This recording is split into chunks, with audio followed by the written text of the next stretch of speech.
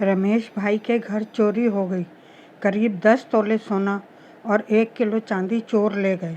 पैसे और कीमती वस्तु छोड़कर हाय मैं लुट गई, हाय मैं मर गई की आवाज़ में अस्त व्यस्त दरवाजे पे बैठी सुरभि भाभी की हालत बयां कर रही थी।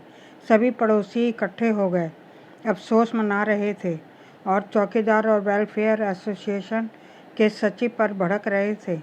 सभी पुलिस रिपोर्ट कराने को बेताब नजर आते थे।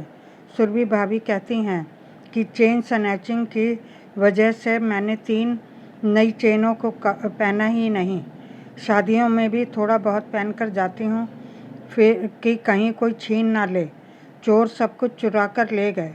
सचिव महोदय ने पुलिस को कॉल करना चाहा तो रमेश भाई ने हाथ रोक दिया और कहा कि साहब, मैं पुलिस के चक्कर में नहीं पड़ना चाहता। वह जेवरों के सभी बिल मांगेंगे और हर हफ्ते घर के चक्कर काटेंगे। मैं नहीं चाहता बार बार की परेशानी हो और चोर पकड़े भी ना जा सकें। सामान मिलना तो मुश्किल है। सभी रमेश भाई के इस अंदाज पर हैरान थे। समय बीतता गया, भाभी दुखी सी रहने लगी। वह जेवर चोरी को भुला नहीं पाती थी। रोज चोरों को कोसती रहती। कभी कभी यह भी सोचती कि चोर जेवर के साथ पड़े 20,000 क्यों छोड़ गए। घर की चोरी के लगभग 1 वर्ष बाद हुआ होगा। घर की चोरी को लगभग 1 वर्ष हुआ होगा। रमेश भाई ने सुरभि भाभी के हाथ एक प्रॉपर्टी के कागज थमाए और कहा कि जाने मन अब हम किराए का मकान छोड़कर अपने मकान में जाएंगे।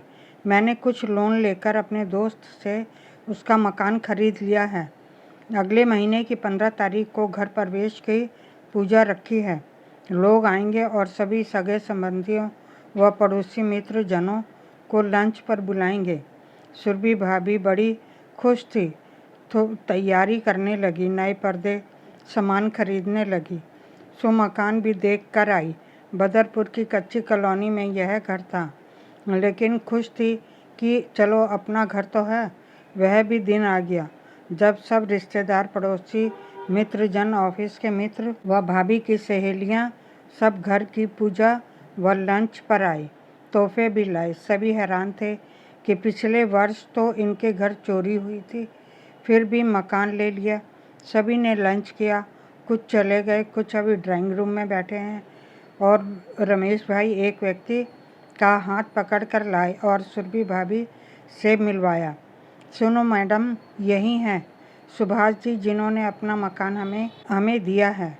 दोनों आपस में नमस्कार करते हुए सुभाष जी कहते हैं कि यह तो रमेश जी ने देर कर दी, नहीं तो हमने तो इन्हें मकान 1 वर्ष पहले ही दे दिया था, जब हमारे घर 50,000 दे गए थे। यह सुनकर भाभी स्तब्ध रह गईं।